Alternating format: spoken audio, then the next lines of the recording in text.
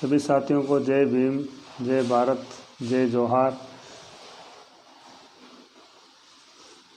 साथियों, मैं जगदीश प्रसाद आज आपके सामने एक छोटी सी चर्चा करना चाह रहा हूँ, और स्पेशली उन लोगों के लिए जो लोग रात दिन समाज के लिए, समाज हितों के लिए और संगठन बनाकर अकेले और जो समाज की लड़ाइयाँ लड़ रहे हैं, जो समाज के लिए रात दिन लगे हुए हैं, तो उन लोगों को सबसे पहले तो मैं धन्यवाद देना चाहता हूँ।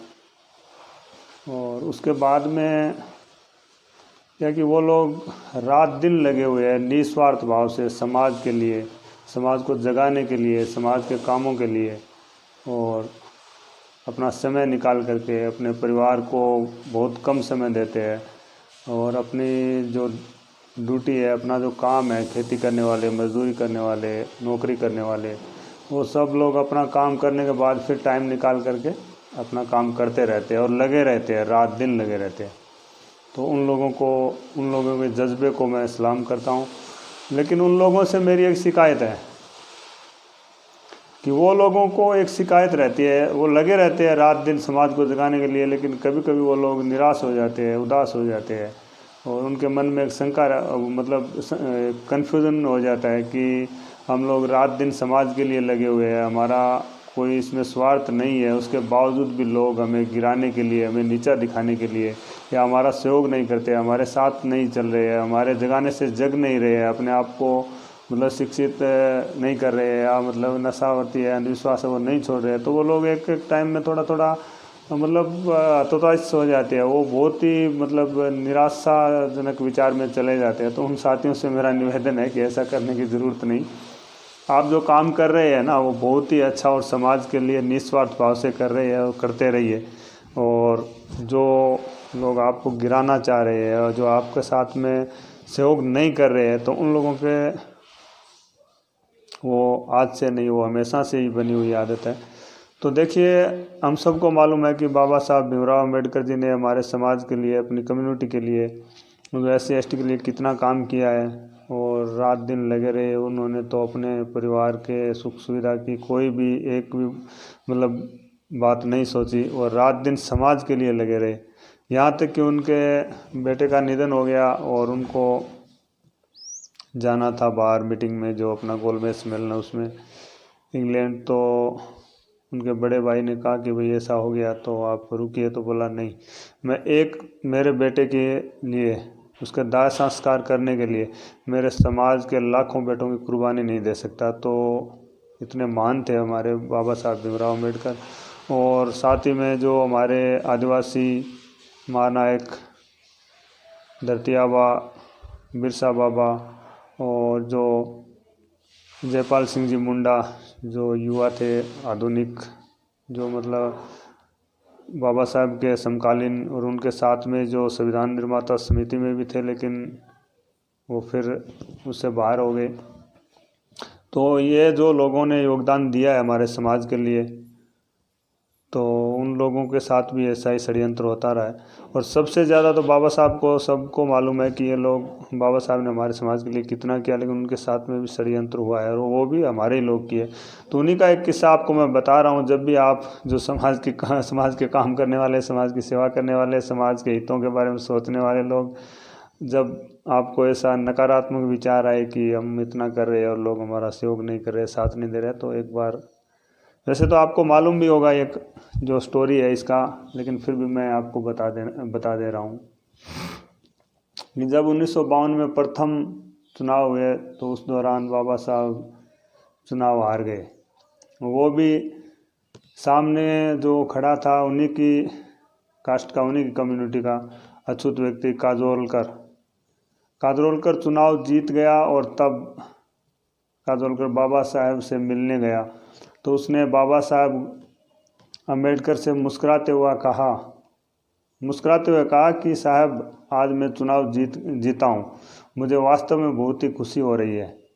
तब बाबा साहब अम्बेडकर जी ने उससे कुछ बातें की कि तुम जीत तो गए हो, अब क्या करोगे और तुम्हारा क्या कार्य क्या होगा।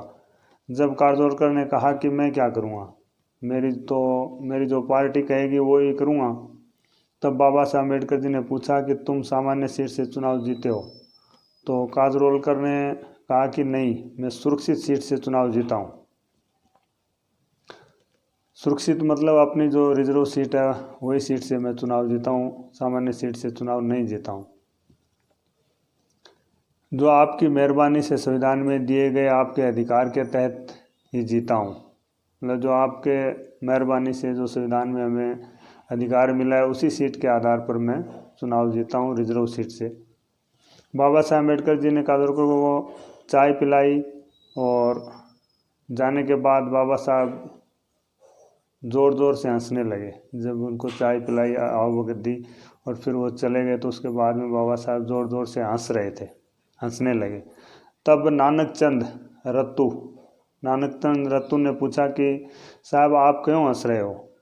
तब बाबा साहब अम्बेडकर जी ने कहा कि काजरोलकर ने अपने समाज का नेतृत्व और प्रतिनिधित्व करने के बजाय पार्टी के गुलाम नेता बन गए हैं। अपने समाज के सेवा करने के बजाय पार्टी के गुलाम नेता बने हैं। समाज हितों के लिए उनको कोई लेना देना नहीं है। आजकल हमारे समाज के सांसद विधायक अपने समाज का प्रतिनिधित्व करने के बजाय पार्टियों के गुलाम नेता बन रहे हैं और बनकर काम कर रहे हैं।